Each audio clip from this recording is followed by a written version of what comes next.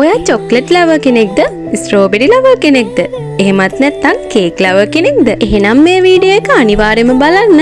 Chocolate, strawberry පිරුණු cake base එකක් chocolate වලින්ම කරපු කේක් එකක් තමයි අද මං හදන්නේ. ඉතින් බර්ත්ඩේ බෝයිගේ ගර්ල්ෆ්‍රෙන්ඩ් දුරක හිටියත් එයාගේ බර්ත්ඩේ එක වෙනුවෙන් මට කියලා මේ කේක් එක හදාගත්තා. ඒ අක්කා මට කිව්වේ රසට කේක් එක හදලා දෙන්න නංගි කියලා විතරමයි. ඉතින් එයා හිතපු විදිහටම මං කේක් එක හදලා දුන්නා. ඉතින් කේක් එක දැකලා එයා මට දුන්න ෆීඩ්බැක් එක මම වීඩියෝ එකේ අන්තිමට දාලා තියෙනවා. ඒ කේක් එක කිලෝ එකක චොක්ලට් කේක් එකක් ග්‍රෑම් 500 ගානේ දෙපාරක් බේක් කරගෙන තමයි මම කේක් බේස් එක හදාගෙන තියෙන්නේ. චොක්ලට් අයිසිං වලින්ම කේක් එක සෑන්ඩ්විච් කරලා ක්‍රම් කෝට් කරලා දැන් කරගන්නේ ෆයිනල් අයිසිං එක.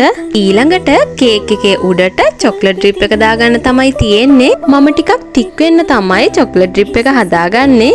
කේක් එක කට් කරද්දි තික් චොක්ලට් ලේ එකක් තියෙනවා කියන්නේ ඒක කේක් එකේ රස තවත් වැඩි කරනවා. උස කේක් එකකට චොක්ලට් ඩ්‍රිප් එකක් දාගන්න විදිහ මම වීඩියෝ එකක් දාලා තියෙනවා. ඔයාලට දැනගන්න දේවල් ගොඩක් මම මේ වීඩියෝ එකේ දාලා තියෙනවා. ගිහින් බලන්න.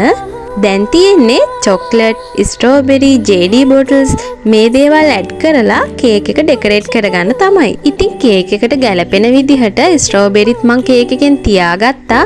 චොක්ලට් ටිකත් මේ විදිහට කේක් එකෙන් තියාගත්තා. ඉතින් ඔයාලටත් මේ වගේ කේක්ස් හදාගන්න ඕනේ නම් මේ නම්බර් එකට WhatsApp මැසේජ් එකක් දාන්න. ඉතින් මේක තමයි කේක් එකේ ෆයිනල් ලුක් එක. කේක් එක ලස්සනයි නම් ලයික් එකක් දාන්න යන්න.